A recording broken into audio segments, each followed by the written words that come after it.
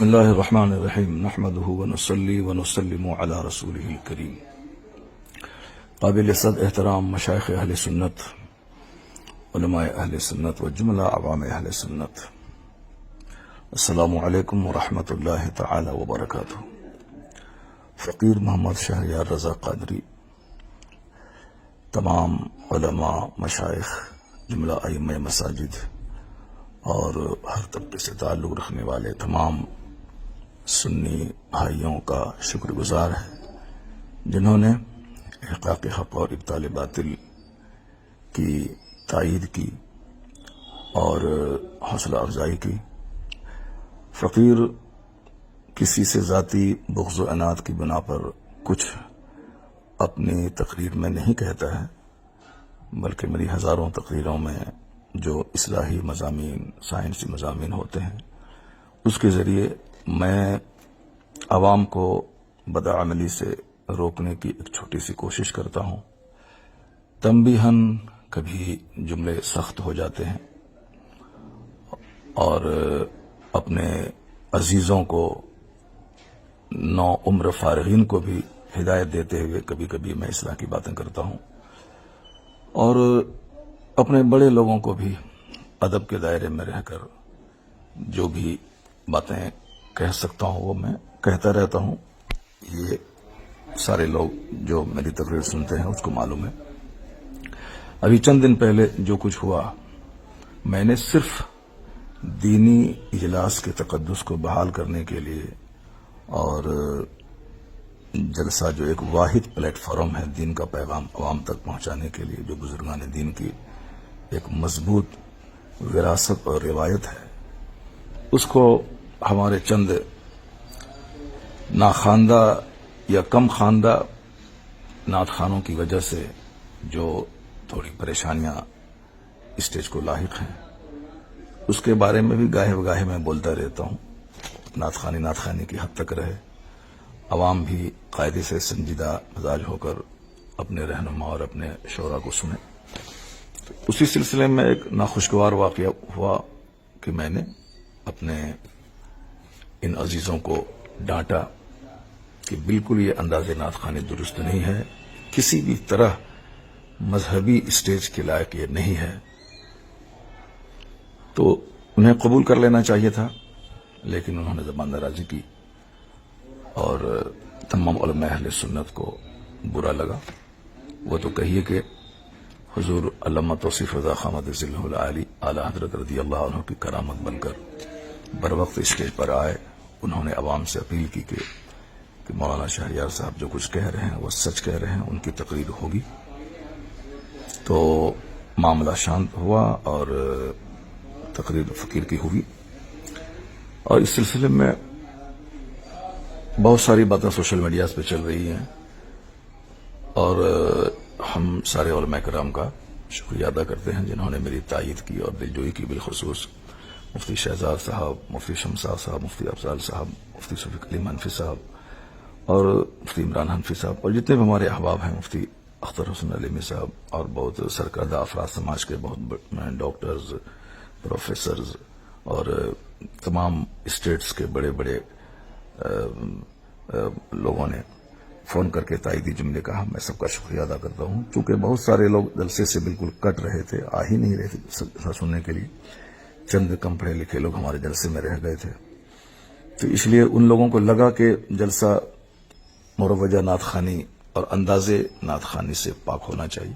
ان کو اچھا لگا کہ آپ نے ایک ہمت کی کہا، تو میں نے کچھ ذاتی بغض و عناد کی وجہ سے نہیں، صرف مذہبی طور پر الحب فی اللہ والبغض فی اللہ کا جو درس حدیث میں دیا گیا ہے، وہ جو برائی سے نفرت ہے اور اس کام کی مذمت ہمارے علماء کرتے رہے۔ میں نے بھی کئی بار اپنے بڑوں کے ٹوکنے پر میں نے توبہ کی ہے۔ ناگپور میں حسینی میاں نے ایک بار مجھ کو ٹوکا، میں نے برجستہ پورے اسٹیج میں نے توبہ کی۔ ہمارے سیمانچل کے ایک بہت بڑے جلسے 50,000 کے مجمع میں غالباً میں نے آج سے 15-20 سال پہلے سبقت لسانی سے کچھ جملے نکلے، ہمارے مشائخ نے مجھے ٹوکا، میں نے فوراً برجستہ میں نے توبہ کی۔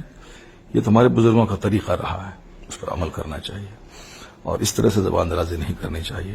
البتہ اب رہی بات کفیل امبر نے فون کر کے انہوں نے معافی مانگی ہے اور اپنے کیے پر سخت ندامت کا اظہار کیا ہے، تو حدیث پاک پر عمل کرتے ہوئے میں اسے معاف کرتا ہوں اور گزارش کرتا ہوں کہ مرتے دم تک کبھی بھی علماء مشائخ کی گستاخی نہ کریں۔ اللہ رب العزت نے جو عزت دی ہے تو اس عزت کو شرعی حدود میں رکھتے ہوئے اس نعمت کا شکر ادا کریں اور کبھی بھی اپنے ترفع اور گھمنڈ کا مظاہرہ نہ کریں۔ خاموشی میں نجات ہے، بہت ساری باتیں مصلحتاً خاموش رہنے سے ختم ہو جاتی ہیں۔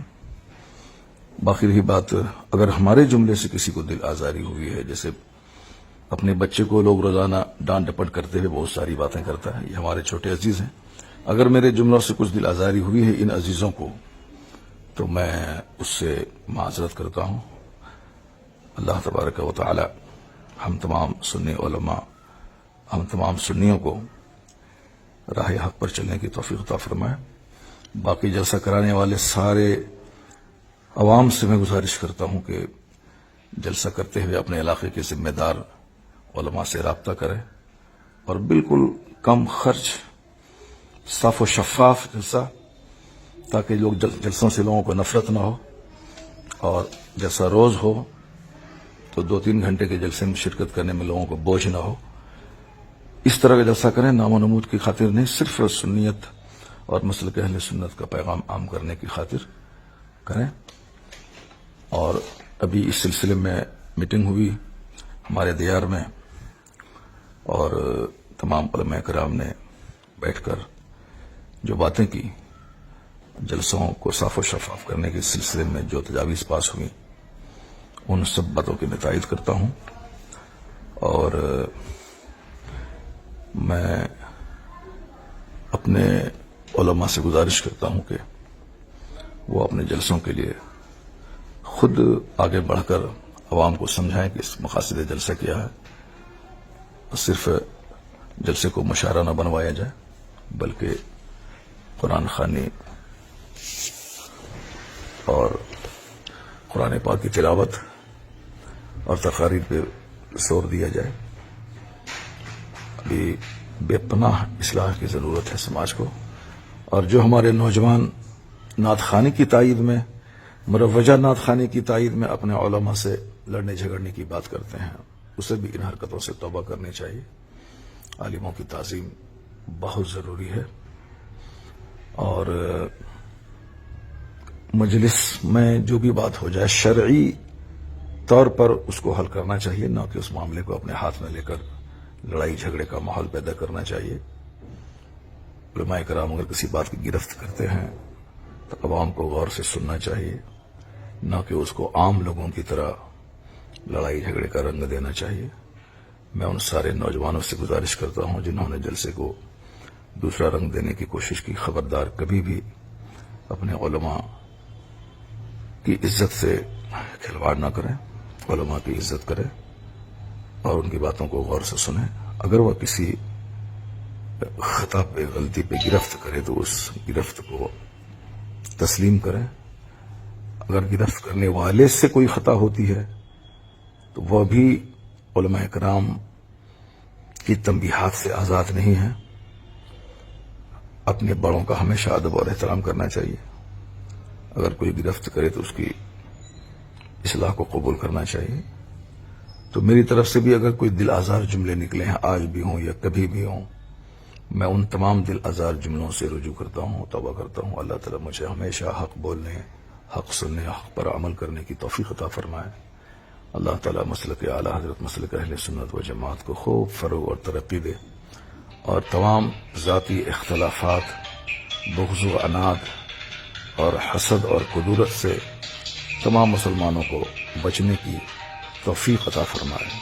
آمین۔ وآخر دعوانا الحمد للہ رب العالمین۔